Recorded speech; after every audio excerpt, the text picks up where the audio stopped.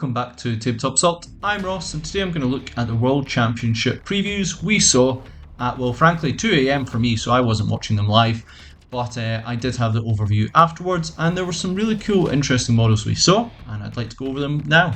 So let's have a look at the previews. Let's start off with 40k, and there was a number of interesting stuff we saw here. So we got Orkan the Diviner. Now, I think this was an excellent choice for an updated model for the Necrons. Frankly, when they start doing a range, I think they should now just update all the old HQ characters. Now, they seem to be doing it in bits, which I suppose is not bad, but I think it's now we kind of need to do a rapid race, especially when you only have a few left. You might as well just do all of them. Anyway, interesting choice. I would have thought we might have seen Trazian the Infinite go along with him, but because of the success of the book, the Infinite and the Divine, seem that people are quite fans of those two. So I'm a bit surprised only one of them got an update. Either way, it does seem to be well received because he is quite a useful unit on the field, although we'll see what the Codex reveals. Night Lords, this was probably the biggest surprise to me of the night, and I think largely well received. Now, what that will mean for future Legion upgrades, sprues, who knows?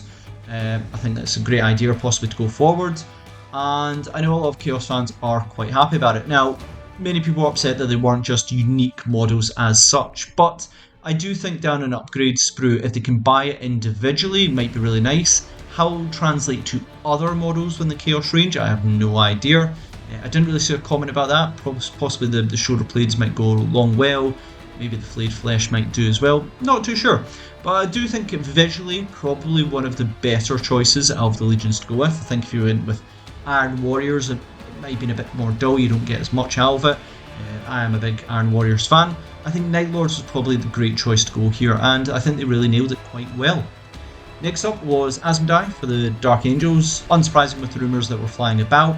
Controversial take, I don't like the model. I really like Dark Angels. I've never really collected a Space Marine Force before. It was kind of between Dark Angels and Death Watch. Almost started Death Watch, but still haven't got there yet. Got plenty of projects on the way. But I just don't dig the model. There's something about it. I don't know what to say. I'm just not there for it. However, for the Deathwing models, I am certainly there for it. I think it's a huge upgrade. They look fantastic. I love the helmets. The shoulders were pointed out to me, the arm shoulders compared to the head, and now I can't unsee it. But overall, I do like the models. I think they are a big upgrade. I really didn't like Terminators in general. Just something didn't sit well with me, but I think these are great. They've got the cloak aesthetic, the helmets look cool. No, really like it. I love the sword, love the shields. Yeah, really cool. Can't wait to see more of these. So in terms of 40k, I think it actually was really good. Night Lords and Deathwing for me were the big highlights, but I'm a bit biased there. Asmodai, I was never a fan of the old model, and this one's not doing it for me. And again, I think I saw comments, some people saying they didn't like it, and then some people saying they did. And it seemed to be really civil. They were just like different opinions. So that was really refreshing to see as well. And Orkan Diviner, yeah, really good choice. I think that Necron players will be quite pleased with that. On to Age of Sigmar next. And it was very interesting that 40k got down the route where they were looking at different factions, and there was a small split between Necrons, Dark Angels, and Chaos, versus Age of Sigmar, which is all one faction. And there's maybe a discussion on that to see what is better. Are you better doing some of these reviews where you're splitting stuff off evenly, or just cut certain routes you go down? This is the big reveals for one faction, one game, and just reveal a lot for that. I don't know. But it was just interesting to see 40k got a mixture, while Age of Sigmar, if you don't include things like Underworld, really focused on one. And that was the Flesh Eater Court. And I'm a huge... If I was playing Age of Sigmar, I just don't have time because I've got way too many model 4K to paint. But if I was playing Age of Sigmar, I really love the Death ones. I remember Nagash coming out, and that was like, I loved it. And I'm not a big fan of the Flesh Eater Court in terms of that. I prefer my zombies and skeletons, but I think some of the models we saw here were amazing. I think it was Ashoran, the Monarch of Delusion, really cool, brutal model. There's some stunning details there. As a sort of crypts, horror crypts, I suppose, Flesh Eater Court main sort of character, I think that is a stunning model. We saw the Crypt Guards. Now, I may have missed it. Are they replacements for Crypt Ghouls? Don't believe they are. There may be a slightly more elite or by a wee bit on them because they seem to use weapons, while Crypt Ghouls tend to be more hands-on. Crypt Ghouls are old models, so I wouldn't be surprised if it was a replacement. but I really liked them. I thought the Crypt Guard were quite cool, and the Morbeg Knights were ghastly looking, fantastic models. I just thought they were just completely, if you're going down this Flesh Eater court, where it's these, I suppose you can call vampires, but the more beastly versions of them, absolutely nailed the aesthetic, and the flayed bodies on the banner was really cool. There was actually a number of different units. I'm only going to really mention those ones because those are ones that's shown to me, but there is also the Flesh Eater court box set, which has bunch of new models in it, and I think one or two, maybe some of the old ones, could be wrong in that, but really just a good starting point if you are going to go down the Flesh Eater court. I think that's a really good idea, get that sort of the new models and everything in one box set. I personally like, it's difficult to say, the sort of one like this where you see more on the single faction than maybe the mixed, but that's difficult for me to say, I'm not sure. Either way, I was really excited about this one. I thought visually very, very cool. You could see everything in one. I think if you are into that faction, you've got a lot of love there, which is quite cool. If you're not, you really saw nothing, which is probably the downside of just focusing on one faction. And finally, we kind of come to the rest of the stuff, the more specialist games here, and there's a few things to note here. So for Horus Heresy, we had the Mark 6 Assault Squad. I really got confused by the VI there for a second, trying to remember my Roman numerals. And this was a unit that is very much requested. I think people, if they're playing combat, they really wanted some assault squads, some assault marines. So these are a good addition, and I think the options there for Horus Heresy seem to be on point. A lot of people are quite happy with that. The combat shield for plenty of the squad, really, really cool. So I think the assault squad, really nice touch. Good job, Horus Heresy. Not as much as people probably wanted, but I think the focuses were elsewhere. But I think that's a key unit people wanted. Then we had the Decab Stab Lads. This is another force for Underworld, which is always welcome, always appreciated. I'm not the biggest fan of the sort of swampy, scary orcs. I prefer the orcs are big, muscly ones and stuff like that. So not really applying to me as much, but again, when it comes to Underworld teams, I've played quite a lot of it back when, and just having different teams trying out different stuff is always welcome. Then we had the Enforcer Tauros. This was for Necromunda, or spin-offs games, and great looking model. The Gene Stealer cult people in the comments were just like, right, that's stolen.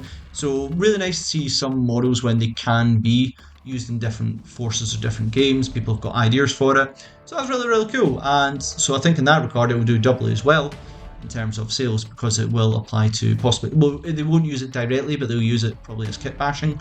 So really, really good to see that. So point out like that. And then we come to Tomb Kings on Necrolith Bone Dragon.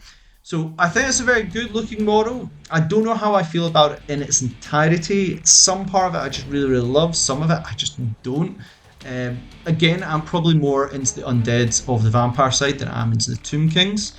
I really wish we'd saw the Hero Titan from Total War 3. I don't think they ever got a model for that. I think it was talked about in the codexes, but we never saw a model.